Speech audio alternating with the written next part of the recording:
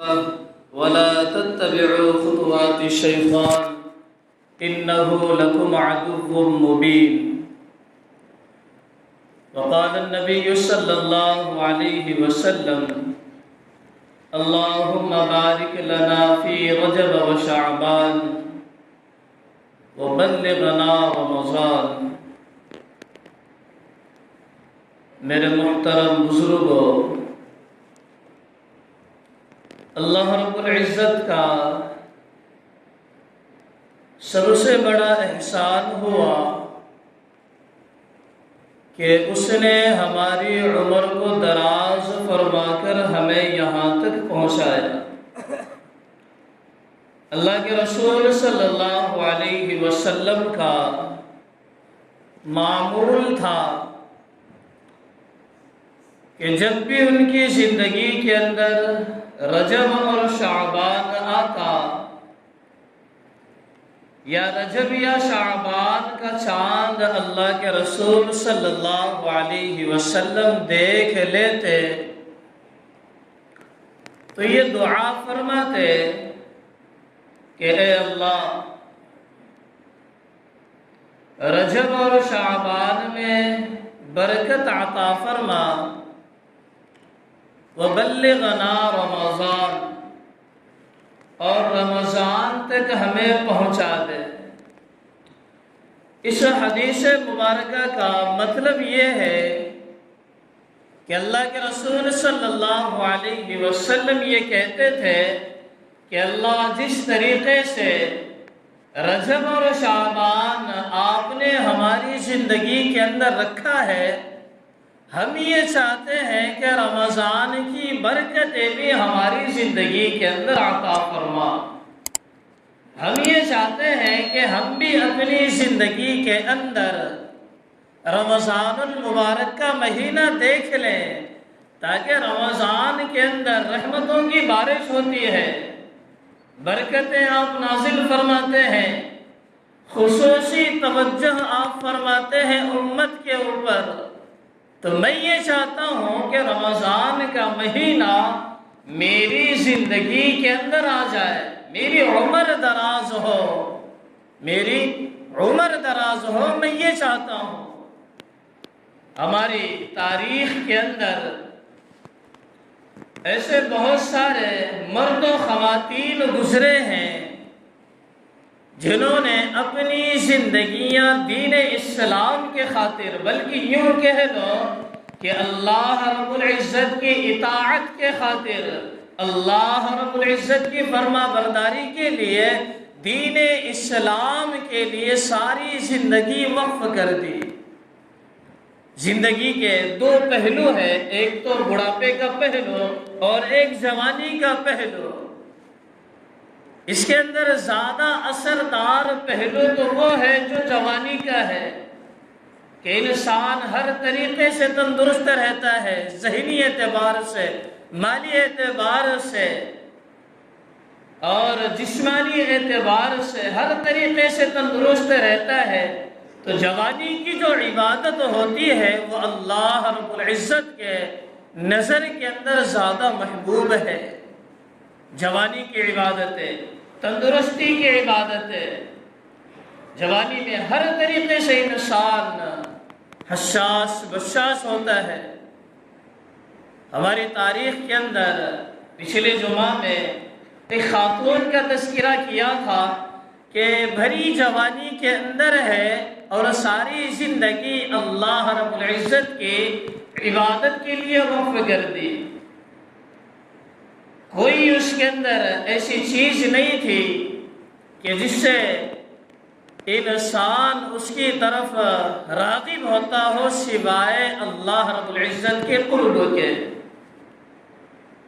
عورت ہونے کے لحاظ سے ہر عیب اس کے اندر پایا جاتا تھا. یہ ایک خاتون تھی رابعہ بصریہ، جس کا تذکرہ پچھلے جمعہ ہو چکا ہے.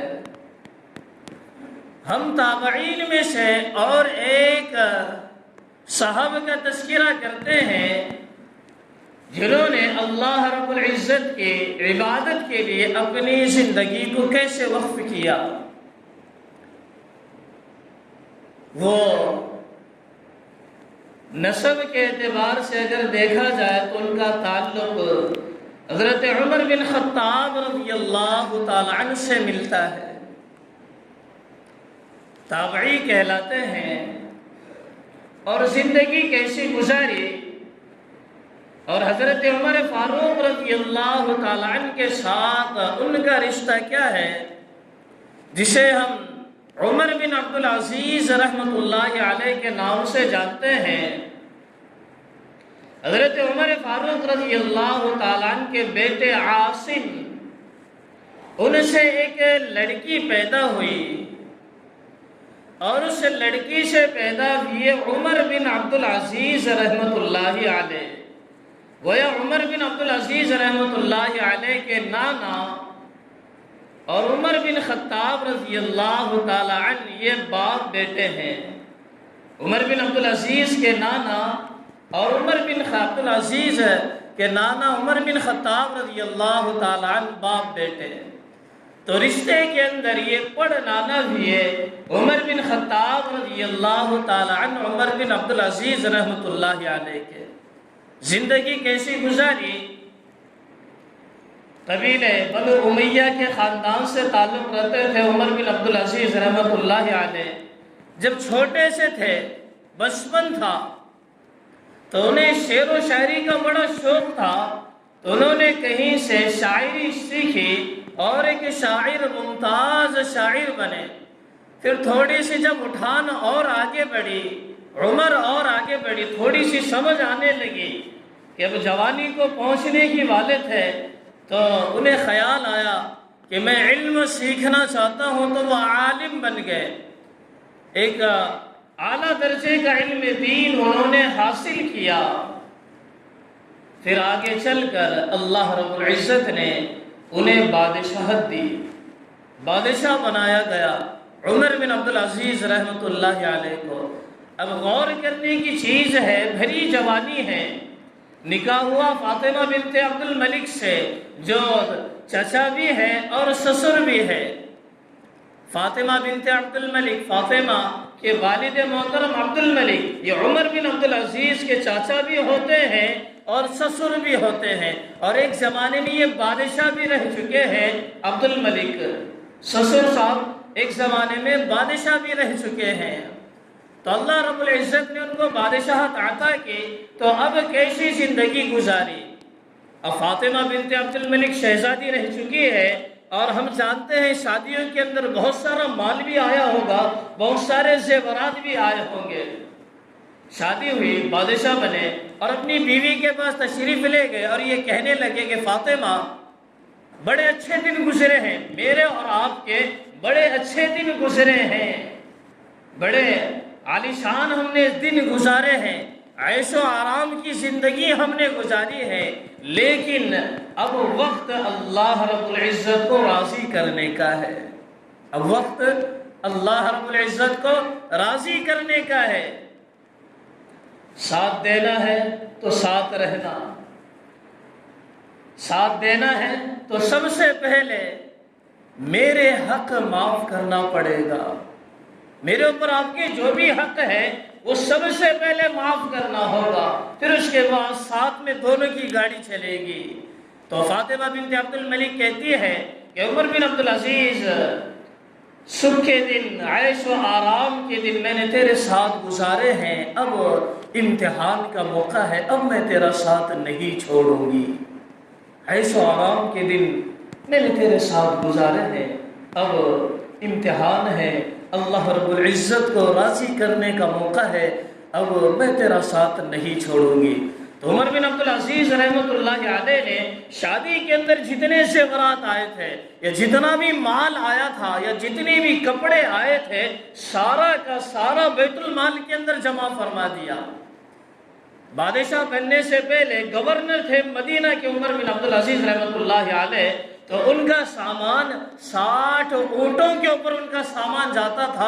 عمر بن عبدالعزیز رحمۃ اللہ علیہ کا جب گورنر تھے، اب جب بادشاہ بنے ہیں تو سارا مال بیت المال کے اندر جمع فرما دیا، منبر کے اوپر چڑھے اور خطبہ دیا اور لوگوں کے سامنے اعلان کر دیا، کہنے لگے مجھ سے پہلے جو بادشاہ بنے ہیں، کون بادشاہ تھے؟ مروان بادشاہ تھا، عبد الملک تھا، عبد الملک کے بیٹے یزید، سلیمان، یہ 3-4 بادشاہ گزرے ہیں، انہوں نے لوٹ مار کر کے بازار گرم کیے تھے اور خزانے بھرے تھے، لوٹ مار کر کے بازار گرم کیے اور خزانے بھرے ہیں، لیکن اب اللہ رب العزت نے مجھے بادشاہت دی ہے، تم دیکھنا اس بادشاہت کے ذریعے سے میں اللہ رب العزت کو کیسے راضی کرتا ہوں۔ یہ بڑا علی شان خطبہ دیا عمر بن عبدالعزیز رحمۃ اللہ علیہ نے۔ اب زندگی کیسی گزری، اب سوچنے کا مقام ہے، جوانی کا موقع ہے، چاہتے تو عیش و آرام کی زندگی گزارتے تھے، خزانے لبالب بھرے ہوئے ہیں۔ عمر بن عبدالعزیز رحمۃ اللہ علیہ کو 3 بر اعظم پر اللہ رب العزت نے حکومت عطا کی تھی، اور ان کے دور کے بارے میں یہ کہا جاتا تھا کہ عمر بن عبدالعزیز کی حکومت میں سورج کبھی غروب ہی نہیں ہوا۔ 3 بر اعظم، یہاں پر سورج نکل رہا ہے تو وہاں غروب ہو رہا ہے، کہیں دن ہے تو کہیں رات ہے، تو اس لحاظ سے یہ کہا جاتا ہے 3 بر اعظم کبھی سورج غروب ہوا نہیں، یہاں غروب ہوا تو وہاں دن چل رہا ہے۔ یہ 3 بر اعظم پر اللہ رب العزت نے انہیں حکومت عطا کی تھی۔ ایسا عدل و انصاف قائم کیا، ایسا عدل و انصاف قائم کیا، دنیا آج بھی کہتی ہے عمر بن خطاب رضی اللہ تعالیٰ عنہ ایک، عمر بن عبدالعزیز رحمۃ اللہ علیہ 2، دنیا کہتی ہے تیسرا عمر بن عبدالعزیز دنیا اگر دیکھ لیتی تو آج بھی دنیا کے اندر مسلمان حکومت کر رہے ہوتے۔ تیسرا عمر بن عبدالعزیز اگر دنیا دیکھ لیتے تو آج بھی مسلمانوں کی حکومت ہوا کرتی۔ ایسا انصاف قائم کیا تھا، شیر اور بکری ایک ہی جگہ پر پانی پیا کرتے تھے، لیکن مجال نہیں تھی شیر کی کہ ہرن کے اوپر یا بکری کے اوپر حملہ کر دے، مجال نہیں تھی۔ ایسا عدل و انصاف قائم کیا تھا۔ اور پچھلے جو بادشاہ گزرے تھے تو غربت ایسی پھیل گئی تھی کہ ہر انسان غریب نظر آتا تھا، لیکن عمر بن عبدالعزیز کی حکومت نے، عمر بن عبدالعزیز نے ایک ایک غریب کو پکڑا اور بیت المال میں سے ان کو مال عطا کیا۔ کئی سال کے بعد، 1 سال یا 2 سال کے بعد، وہ لوگ خود زکوٰۃ دینے کے قابل ہو گئے تھے، وہ لوگ خود زکوٰۃ دینے کے قابل ہوئے تھے، لینے کے نہیں تھے۔ 3 بر اعظم میں زکوٰۃ لینے والا کوئی نہیں تھا، بھیک مانگنے والا کوئی نہیں تھا۔ 3 بر اعظم کو ایسا صاف کر دیا تھا عمر بن عبدالعزیز رحمۃ اللہ علیہ۔ کیسی حکومت کی تھی؟ اللہ کو راضی کرنے کے لیے عمر بن عبدالعزیز نے اپنا سارا مال لٹا دیا۔ اب تنخواہ کے اوپر زندگی گزارتے ہیں، سوچنے کا مقام ہے۔ بادشاہ ہے، 3 بر اعظم پر خزانے گندم کے ڈھیر کی طرح لبالب بھرے ہوئے ہیں، کیسی زندگی ہے، تنخواہ کے اوپر زندگی گزارتے ہیں۔ عید کا موقع آیا اور ہر والدین کی یہ خواہش ہے کہ عید کے موقع پر میں میری اولاد کو بہترین لباس عطا کروں، تمام بچوں میں سب سے عمدہ لباس میرے بچوں کا نظر آئے، یہ ہر والدین کی خواہش ہوتی ہے۔ بادشاہ ہے، 10 یا 12 اللہ رب العزت نے ان کو اولاد عطا کی، تو بچوں نے اپنی والدہ فاطمہ بنت عبد الملک کے سامنے فرمائش کی، کہنے لگے کہ ابا جان سے کہے تو عید آ رہی ہے، ہمیں عید کے لیے کپڑے چاہیے۔ بچے کہتے ہیں، جنہیں اپنی زبان میں ہم کہتے ہیں شہزادے، اپنی والدہ سے کہتے ہیں کہ ابا جان سے کہہ دینا کہ ہمیں عید کے لیے کپڑے چاہیے۔ جب عمر بن عبدالعزیز گھر کے اندر تشریف لائے، اپنی بیگم نے کہا عمر بن عبدالعزیز سے کہ بچوں کی ایسی ایسی فرمائش ہے، تو عمر بن عبدالعزیز رحمۃ اللہ علیہ نے جواب دیا کہ میرے پاس کپڑے لینے کے لیے پیسے نہیں ہے۔ بادشاہ ہے، 3 بر اعظم کے اوپر بادشاہت ہو رہی ہے، اور کپڑے لینے کے لیے، وہ بھی عید کے موقع پر کپڑے لینے کے لیے میرے پاس پیسے نہیں ہیں۔ تو عورتیں بھی کیسی ہوتی تھی اس دور کی، کیا اللہ رب العزت نے ایمان عطا کیا تھا ان عورتوں کو۔ تو فاطمہ بنت عبد الملک اپنے شوہر عمر بن عبد العزیز سے کہتی ہے کہ آپ ایسا کریں، دربار کے اندر جا اپنے خزانچی کے پاس سے 1 مہینے کی تنخواہ ایڈوانس لے لے، 1 مہینے کی تنخواہ ایڈوانس لے لے، اگلے مہینے کا جو بھی خرچ ہوگا میں کسی گھر کے اندر برتن مانج کر چلا لوں گی۔ کون کہتی ہے؟ جس کا شوہر 3 بر اعظم پر حکومت کر رہا ہے، وہ کہتی ہے کہ اگلے مہینے کا خرچ جو بھی ہوگا وہ میں کسی گھر کے اندر برتن مانج کر چلا لوں گی۔ یہ وہ عورت ہے جو 7 نسبتوں سے شہزادی ہے، دادا بھی بادشاہ رہ چکا ہے، اس دور کے اندر یہ بھی شہزادی رہ چکی ہے، باپ بھی بادشاہ تھا، پہلا بھائی بھی بادشاہ سلیمان، مروان بھی بادشاہ، یزید بھی بادشاہ، اور خود کا شوہر بھی بادشاہ ہے۔ 7 نسبتوں سے یہ عورت شہزادی چلی آ رہی ہے، تو ذرا سوچنا کیسا ٹھاٹ باٹ ہونا چاہیے۔ وہ عورت، وہ فاطمہ بنت عبد الملک کہتی ہے برتن مانج کر میں خرچ چلا لوں گی۔ تو عمر بن عبد العزیز دربار کے اندر گئے، اپنے خزانچی کو بلایا۔ خزانچی وہ بھی بڑے درجے کے ایک مفتی، ایک عالم دین تھے، جو عمر بن عبد العزیز رحمۃ اللہ علیہ کی تربیت میں رہ کر علم دین سیکھا تھا۔ تو ان کے سامنے عمر بن عبد العزیز نے کہا کہ بچوں کی فرمائش ہے مجھے 1 مہینے کی تنخواہ ایڈوانس دے دو۔ تو وہ خزانچی کہنے لگا عمر بن عبد العزیز آپ بادشاہ ہے، آپ ایسا کریں ایک پرچی لے، پرچی کے اوپر مجھے لکھ کر دے کہ اگلے مہینے کی فلاں تاریخ تک آپ زندہ رہیں گے، میں آپ کو اگلے مہینے کی تنخواہ ایڈوانس دے دوں گا۔ آپ مجھے لکھ کر دے دے فلاں مہینے کی فلاں تاریخ تک آپ زندہ رہیں گے، میں آپ کو اگلے مہینے کی تنخواہ دے دوں گا۔ بادشاہ ہے، چاہتے تو زبردستی لے سکتے تھے، چاہتے تو زبردستی لے سکتے تھے، سر کو نیچے جھکایا، اپنے گھر پر تشریف لے گئے۔ پھر بیگم سے کہا کہ بیگم بچوں سے کہہ دینا کہ تمہارا باپ عید کے دن کپڑے لے کر نہیں دے سکتا، عید کے دن تمہارا باپ تمہیں کپڑے لے کر نہیں دے سکتا۔ دوسرے دن عید آئی تو بادشاہ ہونے کی حیثیت سے سارے لوگ ملنے کے لیے آ رہے ہیں۔ قبیلہ بنو امیہ بڑا عالی شان خاندان تھا یہ، تو جب سامنے سے اپنے بچوں کا آتے ہوئے دیکھا تو نظر ادھر پھیری، پھر ادھر نظر پھیری، دونوں جانب قبیلے بنو امیہ کے اولاد بیٹھی ہوئی ہے، لڑکے بیٹھی ہوئے جن کے جسم کے اوپر عالیشان لباس ہے، پھر اپنے بچوں کو دیکھتے وہی پرانا لباس، تو آنکھیں نم ہو گئی۔ پھر بچوں سے کہنے لگے بیٹا تمہیں مجھ پر گلہ تو ہوگا، تمہیں مجھ پر گلہ تو ہوگا کہ تمہارے باپ نے تمہیں آج کپڑے لے کر نہیں دیے۔ تو بچے بھی کیا عالی شان بچے تھے، کیسے بچے تھے، کہنے لگے کہ بیٹا، بچے کہنے لگے اپنے باپ سے کہ ابا جان ہمیں آپ سے کوئی گلہ شکوہ نہیں ہے، ہمارا سر فخر سے اونچا ہو گیا کہ ہمارے باپ نے بیت المال کے خزانے کے اندر خیانت نہیں کی۔ بچے کہنے لگے اپنے والد سے ہمارا سر فخر سے اونچا ہو گیا کہ میرے باپ نے اس بیت المال کے خزانے کے اندر بددیانتی نہیں کی۔ گھر کے اندر تشریف لے گئے، کچھ میٹھا کھانے کو عمر بن عبد العزیز رحمۃ اللہ علیہ کا دل چاہ رہا تھا۔ اپنی بیگم سے کہا کہ میٹھا کھانے کو دل چاہ رہا ہے اور پیسے نہیں ہے۔ تو فاطمہ بنت عبد الملک نے کہا کہ خزانے گندم کے ڈھیر کی طرح لبالب بھرے ہوئے ہیں اور آپ کا اتنا بھی حق نہیں کہ 2-4 درہم آپ لے لے اور میٹھی چیز کھا لے۔ عمر بن عبد العزیز رحمۃ اللہ علیہ کہتے ہیں کھا تو سکتا ہوں لیکن جہنم کے انگارے برداشت نہیں کر سکتا۔ کھا تو سکتا ہوں مگر آخرت میں جہنم کے انگارے برداشت نہیں کر سکتا۔ یہ عمر بن عبد العزیز رحمۃ اللہ علیہ ہے، بادشاہ ہے اور خزانے لبالب بھرے ہوئے ہیں، اور اسی خزانے کے اوپر اللہ رب العزت کو راضی کرنے کا جھنڈا انہوں نے گاڑا ہے۔